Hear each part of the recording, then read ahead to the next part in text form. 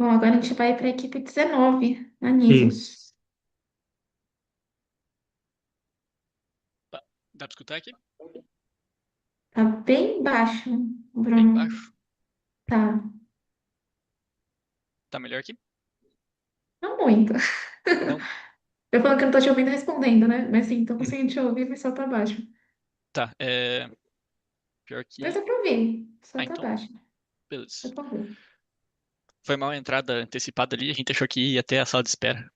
Não, imagina, Pois é, acontece. alguma coisa aconteceu, sabe assim? Porque normalmente isso não acontece, não. Ninguém consegue Sim, entrar sem permissão, não. E quem estiver perto aí, avisa para Maria Luísa que ela precisa colocar o nome com o número na frente. A gente sim. recebeu já um puxão de orelha para deixar entrar gente que não estava certinho.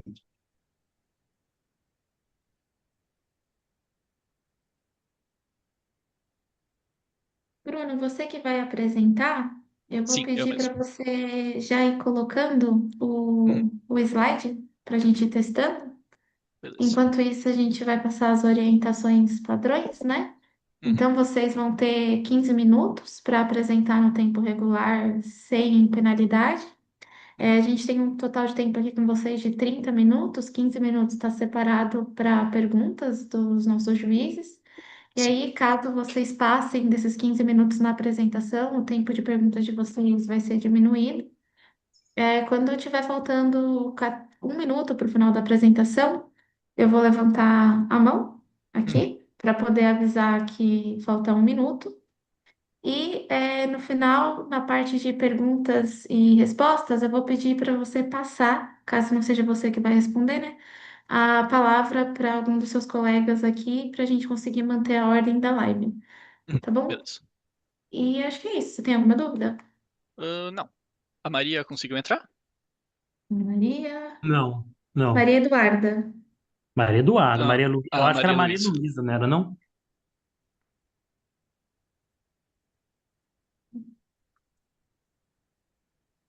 A gente espera ela, qualquer coisa. Beleza.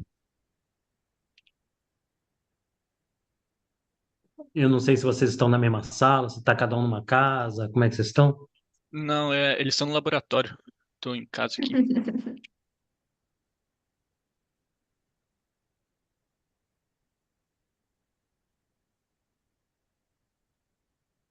Ela Ok, aqui, ó. aí ela está admitida, pronto. Aí, beleza.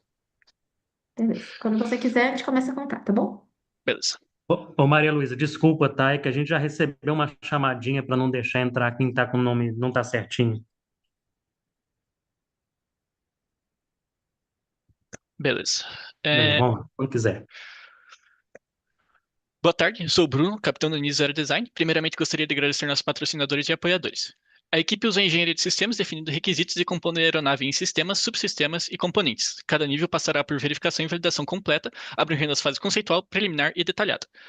O projeto inicia em janeiro, com a revisão do projeto 2024, seguindo para o conceitual e para o preliminar, quando começamos também a escrita dos relatórios. Depois vamos ao detalhado e à construção do protótipo. Finalizando os relatórios, ao final construímos o avião oficial, nos preparativos para a competição e apresentações. Agora partindo para o levantamento de requisitos. Esse ano a equipe mirou na 10ª colocação, com FPV e FPR igual a 1, almejando bonificações máximas, acuracidade de 10 e 116 pontos de voo. A análise de pontuação foi feita levando em consideração as pontuações de 2016 a 2024, já que foi o último ano com pontuação para eficiência estrutural.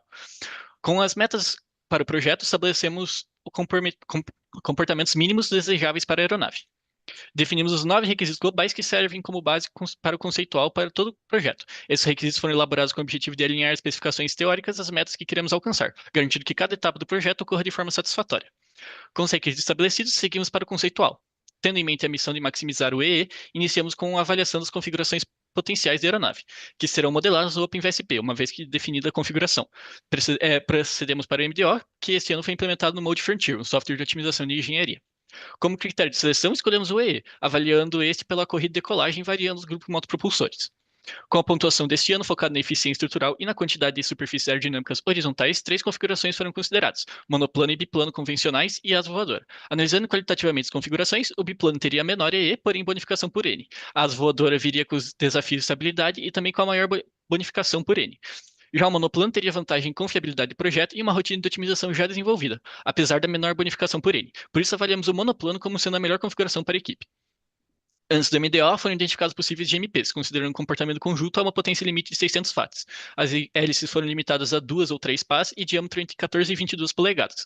Os motores foram selecionados do catálogo da Scorpion Motors devido à parceria da equipe com a fabricante. Os GMPs foram selecionados e foram inseridos na MDO para otimização da escolha. Agora, na MDO, segue a definição de superfícies aerodinâmicas, seguida pela obtenção de coeficientes aerodinâmicos e obtenção de derivadas de estabilidade pelo AVL, obtenção de CD0 e verificação do tail strike, seguido da análise de stall por seção crítica, avaliação de correia de decolagem, estimativa de massa por métodos semi-empíricos e históricos e finalizada pelo cálculo de pontuação. A otimização parametriza a asa pela sua posição em X e Z, envergadura, cordas na ponta, raiz e ao longo da transição trapezoidal, diedro e incidências.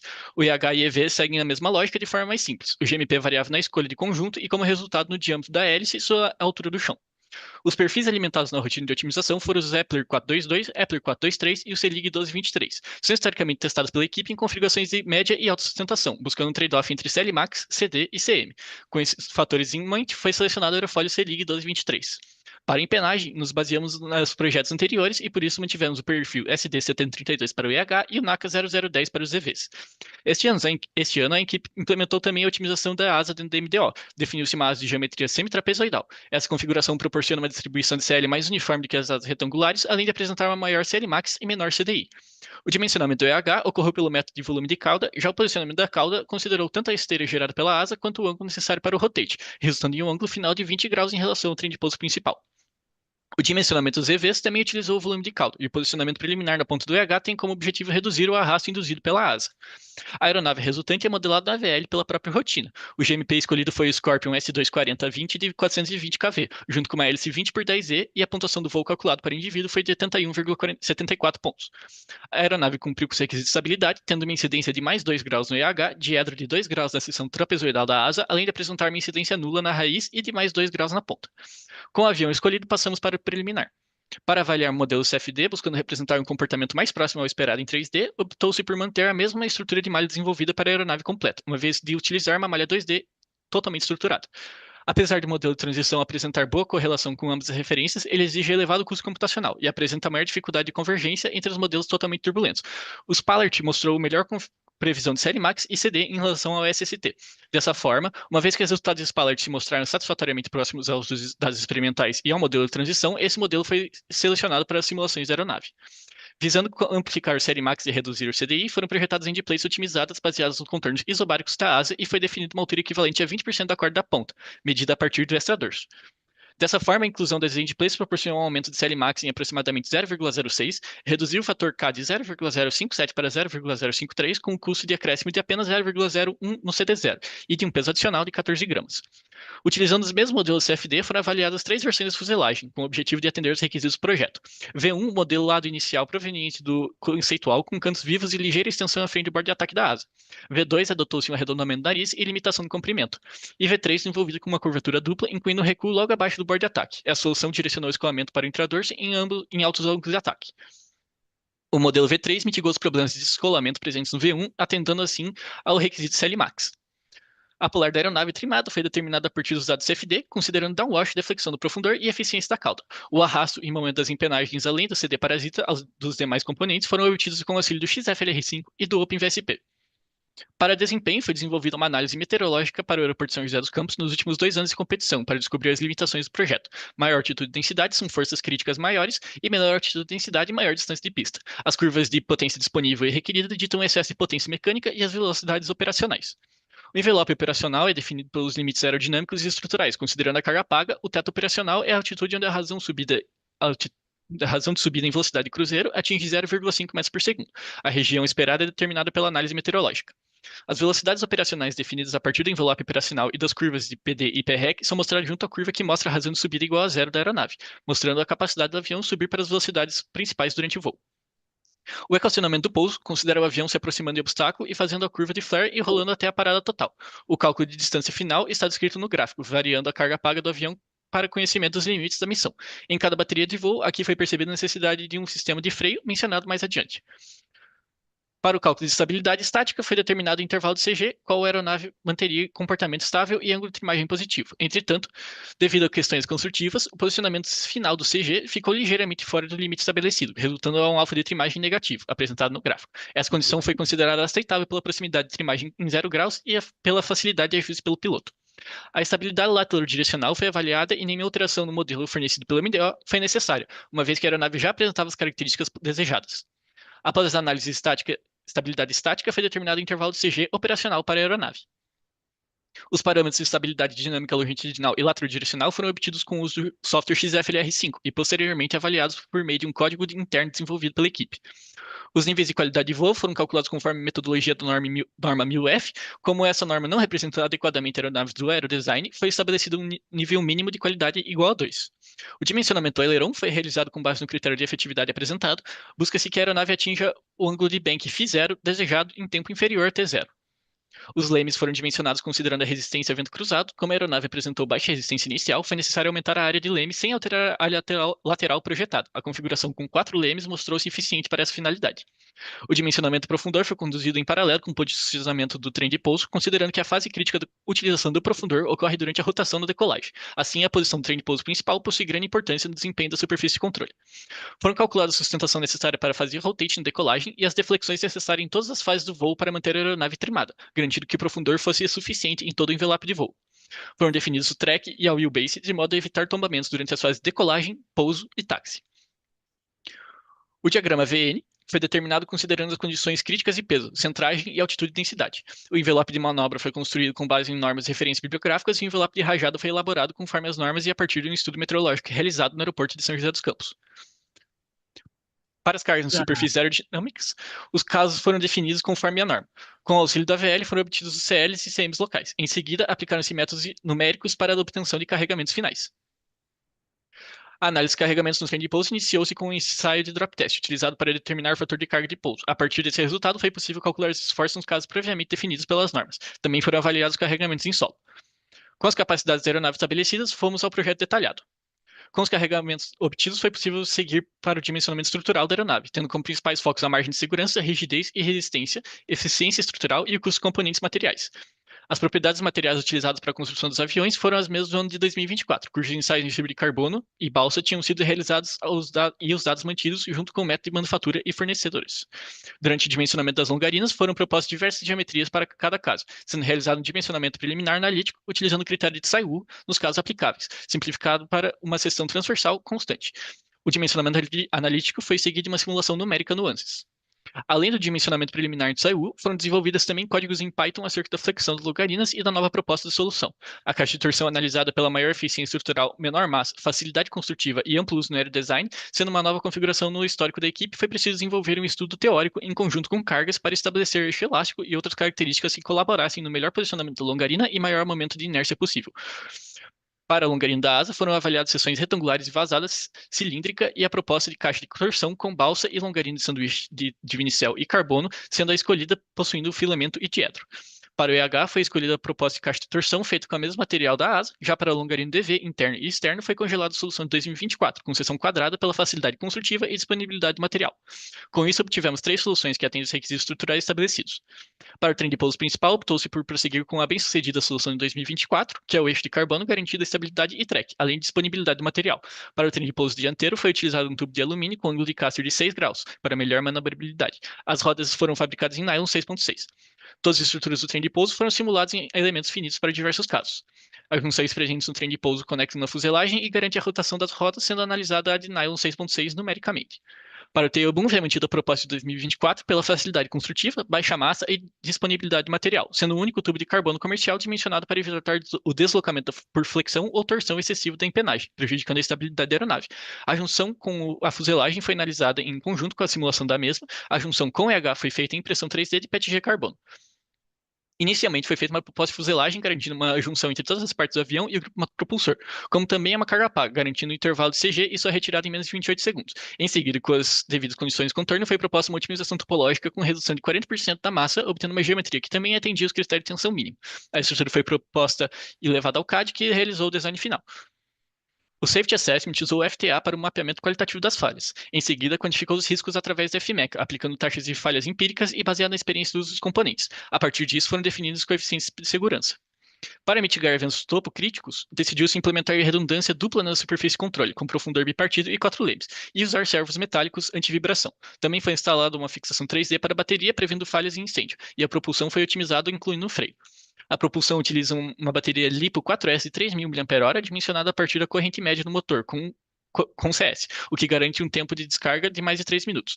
O sistema de controle é alimentado por uma bateria LiFe 2S de 1.100 mAh. Esse dimensionamento foi definido e garantindo uma robusta margem de segurança, e a bateria foi escolhida pela disponibilidade de recursos da equipe e pela experiência de uso.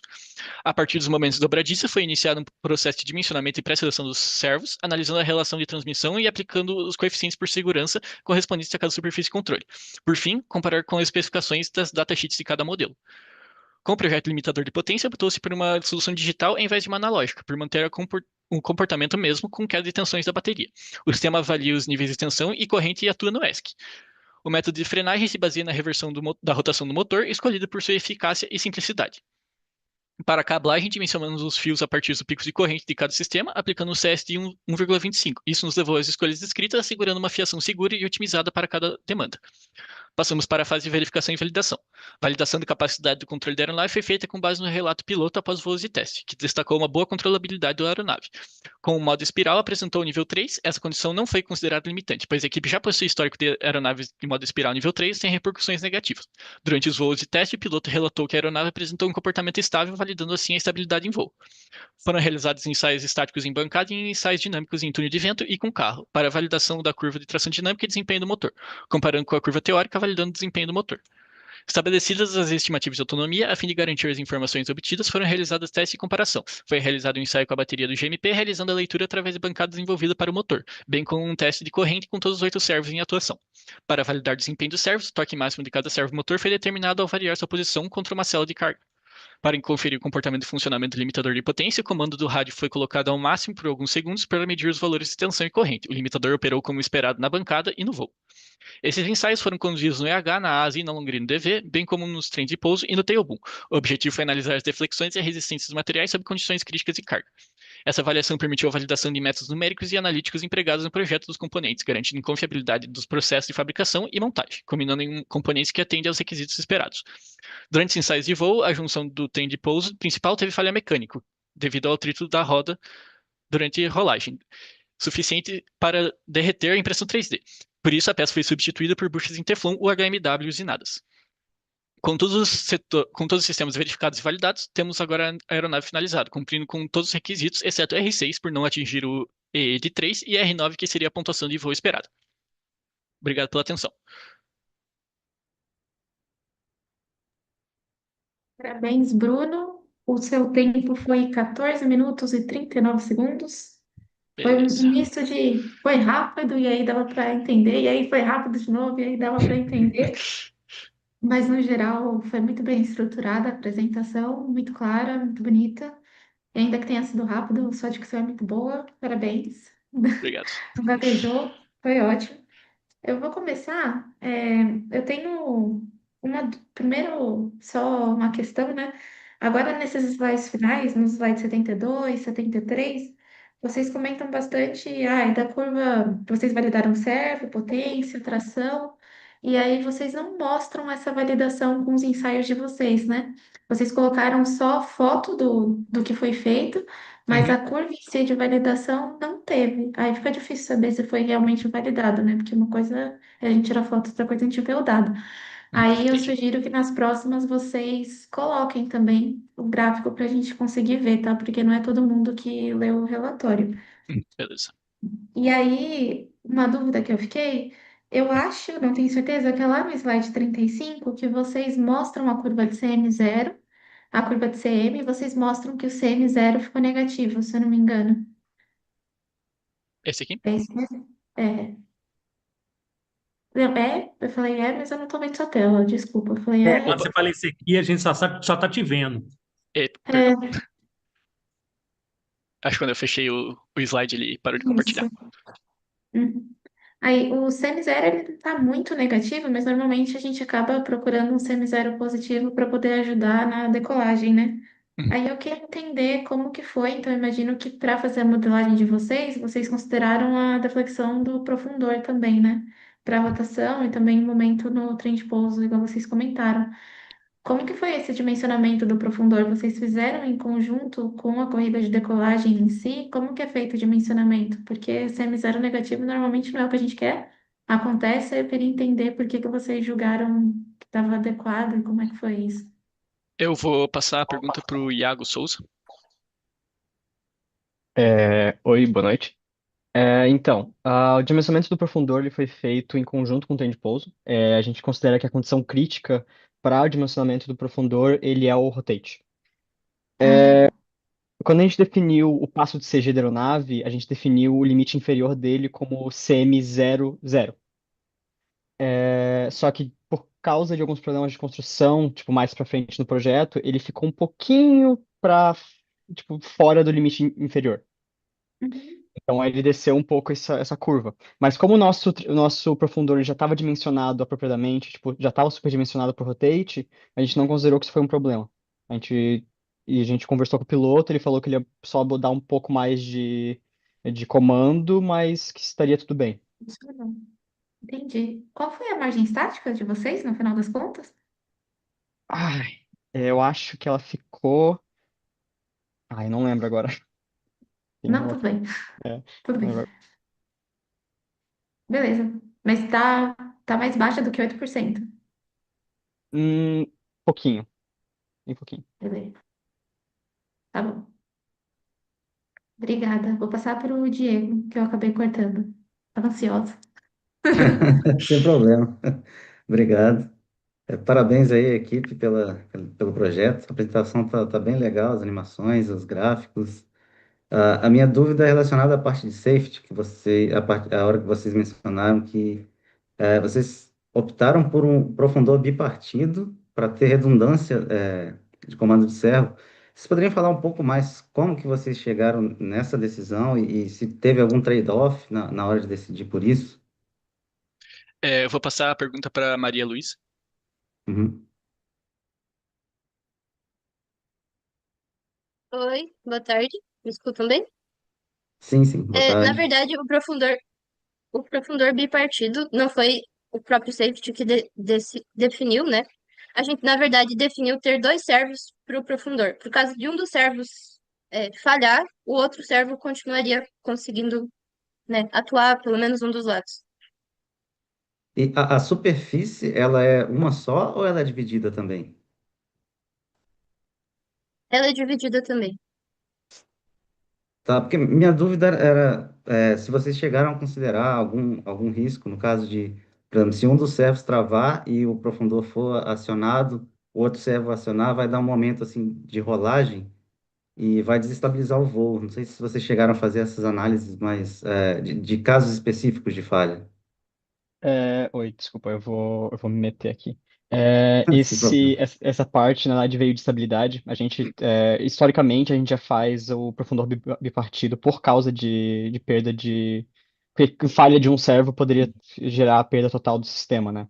Então, historicamente, na equipe a gente faz os dois, mas a gente não acabou fazendo nenhuma análise muito específica na questão da rolagem da aeronave caso acontecesse perda de só um deles, porque a gente já assumiu que, como a gente tinha bastante autoridade de leme, bastante autoridade de aileron, a gente não ia ter que se preocupar tanto com isso.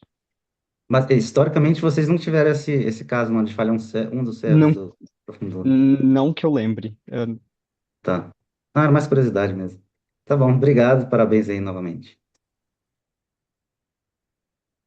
Obrigada, pessoal. Vou passar para o Ives. Boa tarde, pessoal. Primeiramente, parabéns pela apresentação e pelo projeto. Minha dúvida é mais relacionada à parte dos ensaios estruturais. No slide 73, acho que vocês mostram as imagens, né? Eu queria entender como é que vocês projetaram esse ensaio, então, qual carregamento vocês usaram de base para definir os pontos de aplicação de carga, as condições de contorno ali de encaixe das estruturas, e como exatamente vocês usaram os resultados do ensaio para validar os modelos de vocês, que era uma coisa que vocês citaram na apresentação. Uhum. Eu vou passar a pergunta para a Luana. Oi, oi, boa tarde, todos me ouvem? Sim. Alto e claro. Então, os nossos ensaios estruturais, tipicamente na equipe, eles são feitos usando o caso mais crítico que foi repassado para a gente por cargas, né? Eu não sei dizer agora de cabeça quais foram os casos especificamente, mas a gente usa como engaste o que foi definido em cargas. Depois, se a Erika conseguir complementar para me ajudar na resposta. Mas nesse ano a gente optou por colocar os carregamentos utilizando as superfícies completas, tipo da asa e do EH. Da longarina do EV a gente só fez da longarina propriamente dita mesmo. E a gente colocou os carregamentos com base nas strips que foram passadas pra gente. Então, ao invés de ser o carregamento na nervura, foi o carregamento na strip. Não sei se era exatamente essa dúvida que tinha. Não, perfeito. E Ah, assim, tinha também sobre como que a gente verifica isso, né? isso, exato. Ah, sim, certo. Então, por meio de software de imagem de sobreposição, porque ao longo do ensaio a gente vai gravando vídeo e a gente tira fotos da tela, a gente consegue medir o quanto defletiu a estrutura. A gente sente que ainda precisa consolidar isso melhor na equipe, mas ainda assim a gente tem umas margens muito boas de proximidade da deflexão analítica no analítico mesmo, no numérico e no experimental. Não, perfeito, muito bom. É muito bom mesmo. E acho que até vale a pena, então, para as próximas apresentações, gerar essa correlação e colocar também no slide, porque realmente é uma coisa que agrega muito valor para a parte de ensaios estruturais, tá? Então, parabéns, ficou bem legal. E só comentar também que eu gostei bastante do destaque que vocês deram para a definição do tipo de seção da longarina da asa. Achei que ficou bem legal, isso tudo bem bacana. Então, parabéns aí, e é isso. Passo para o próximo. Valeu, Ives. Agora, Tá com o Samuel. Vinícius ou tá comigo? Tá com você. Tá na ordem. Bom, então vamos lá. Bom, senhores, quem que apresentou foi a Fui eu. Bruno. Bruno, primeiro, você é radialista. Fala rapidão, mas fala claro, tá? Uhum. Alguém falar tão rápido e com essa clareza é muito legal. É, Obrigado. que bom que você botou nessa tela aí, É, porque eu sou engenheiro de cargas e sim. é um pouquinho sobre isso que a gente quer conversar. Eu vou te dar um puxão de orelha. Hum, Em toda a sua apresentação, você super legal, a animação saindo, mas quando aparece o gráfico, quando a gente pisca. vai ler ele, você passa para o slide seguinte. Esse aí Entendi. em particular, esse gráfico, o diagrama VN, não deve ter ficado na tela nem meio segundo. Uhum. Você já foi para o seguinte. Aí eu comecei a notar que você não fez isso, não foi só e não. Várias vezes isso aconteceu. Quando a informação final aparecia na tela, você passava para o slide seguinte. Digamos assim, não deu para ler. Esse aí, por exemplo, eu nem consegui ver na hora qual foi o fator de carga máximo que você fez. Agora que eu estou vendo, está em 3,5. Uau, ok. Agora, e menos 1,5, quase menos 2, nu. Caramba. Então, impressionante. Então, esse é um cuidado que a gente tem que tomar um pouquinho, sabe? Assim, quando a última informação, que é o resumo do que está naquele slide de presente, ele tem que ficar na tela um pouquinho, sabe? Assim, você Uhum. não pode passar tão rápido assim para o seguinte, não, porque literalmente a gente não viu, não dá para ver. Sim. Mas, de novo, a apresentação, só a parte oral, incrível, pô, surpreendente. Obrigado. Eu senti, aí é a opinião muito particular minha. A sua parte de cargas aí na sua apresentação ficou um pouquinho a desejar. Hum, A sua análise estrutural ficou muito jóia, muito bacana mesmo. Só que análise estrutural e carregamento a gente entende são duas coisas muito diferentes. sim, O estrutureiro só consegue analisar quando ele tem um carregamento na mão dele. sim. E se você não me cita que carregamento que você fez, ficou faltando. Mas é muito de área minha, sabe? Assim, a área que eu trabalho, que é a que me chama a atenção. Uhum. Então, e a gente sabe que um avião precisa ter um equilíbrio entre cargas em performance, em aerodinâmica, em estruturas e tudo mais. Sabemos que tem que ter. E a apresentação também. Sim, justo. Início. Obrigado aí, Samuel. A minha pergunta também era nesse slide, então, bom que está aí do diagrama VN. O mesmo comentário do Samuel, quando eu fui olhar para o VN não deu tempo. também, É, né? Para desculpa. conferir valores. Então, às vezes, colocar essas informações além do gráfico, né? E deixar um tempinho, assim, das coisas para a Uhum. gente ter um tempo para olhar. É a mesma recomendação que o Samuel deu. A minha pergunta aqui, agora entrando eu queria entender mais sobre esse estudo meteorológico para o envelope de rajada. Vocês poderiam dar mais detalhes aí? O que exatamente foi esse estudo? O que de fato vocês estudaram aí? Beleza. Eu vou passar a palavra para a Erika. Boa tarde, tudo bem? Consegue me escutar? Tudo bem. Pode falar, sim. Estou Ok, muito escutando. obrigada pela pergunta. Bom, historicamente, a equipe usava velocidades de rajada bibliográficas de Rodrigues 2014, se não me lembro. E foi algo que a gente melhorou esse ano, porque a gente começou a fazer uma análise um pouco mais específica em São José dos Campos, especificamente no aeroporto em que a gente voa. A princípio, a gente queria analisar as rajadas que acontecem sempre na época da nossa competição, em vários anos. Quando a gente foi para o site do Metar, né, que é que a gente encontrou como os dados mais corretos que poderiam aparecer para a gente, nos deparamos com um problema, que não tinha dados suficientes sobre rajada para consolidar um estudo. Então, a gente acabou tirando algumas dúvidas, inclusive com alguns corretores da SAI, do que a gente poderia fazer. O que a gente fez, então, foi o seguinte. A gente pegou, desde 2023 até 2018, e foi passando por todos os dias e encontrando as velocidades de rajada e velocidade de vento. Quando a gente comparou essas duas velocidades, a gente encontrou um gráfico muito semelhante, sabe? Com só um deslocamento vertical. Então, a partir disso, com essa análise gráfica que a gente fez, a gente tentou estimar um vento de rajada. Então, a gente fez métodos numéricos de regressão para conseguir encontrar um fator para meio que transformar a velocidade do vento normal para a velocidade de vento de rajada. E isso a gente conseguiu, tirando alguns picos mais extremos, a gente conseguiu um bom resultado, assim, graficamente falando, né? Esses pontos acabaram que não preocuparam tanto a gente, porque quando o clima não está muito propenso a voar, a SAI, ela historicamente normalmente não deixa os aviões voarem, sabe? Então é um cuidado que a SAI tem durante a competição e a gente, sabendo disso, acabou não se preocupando. Depois que a gente fez essa análise, para determinar um valor só, porque querendo ou não, no nosso código que a gente faz o diagrama Venn, a gente só utiliza um valor. Então a gente aproveitou a estratégia estatística do Boxplot, que ele consegue ter uma mediana e tirar os picos extremos.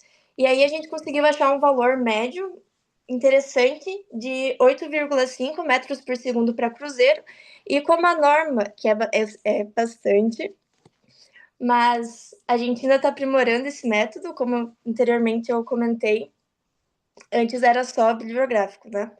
E para mergulho, como a norma mostra, a gente está usando metade da de cruzeiro, então 4,25. Não sei se eu consegui responder a sua dúvida. Não, conseguiu sim, obrigado. Aí, acho que o meu comentário é mais para entender que informação realmente vocês pegaram lá de Uhum. meteorológico. É difícil encontrar o que é rajada, uma coisa é a direção de vento, aquilo ali é vento médio. Rajada é algo, uma perturbação em torno desse valor médio. Então, era só tomar esse cuidado, mas pelo que eu vi, eu acredito que a história que você contou passou bem a confiança de que vocês entenderam o que vocês estavam procurando ali. E no final, deu maior ou menor que o método da norma, essa velocidade? Considerando só a norma da CS25, ela deu menor, porque, querendo ou não, a norma ela vê altitudes muito altas, né? Que não é a nossa realidade. Mas o livro do Rodrigues 2014, ele é um livro mais para SAI Aerodesign e ele fala por volta disso. Ficou meio por elas, assim, mas querendo ou não, o método que a gente chegou nesse valor é mais confiável, então. Beleza. Legal que deu menor, porque, enfim, né? O tamanho da aeronave, né? A norma às vezes não é específica para isso, mas me parece que esse valor do fator de carga no final que você está me mostrando aqui ele ainda está muito alto, né? Acabou que o envelope de vocês, combinado, os limites ali tem só fator de carga, basicamente devido à rajada, né? Então, não sei se isso, o quão isso influenciou nos casos de cargas de vocês, que dimensionaram a estrutura de vocês. Isso ficou claro assim na apresentação. Mas parabéns aí pela abordagem aí de ter feito essa análise das velocidades. Mas talvez esse fator de carga aí tenha ficado muito alto. A velocidade faz sentido, mas o fator de carga aí final, eu não sei como vocês fizeram, se usaram o mesmo método da norma, enfim. Mas bacana, parabéns aí, viu, pela análise, por ter tratado. É difícil a gente ver uma análise de velocidade rajada. Geralmente as equipes pegam só a velocidade e acham que aquilo é velocidade máxima e acham que é rajada, quando na verdade não é.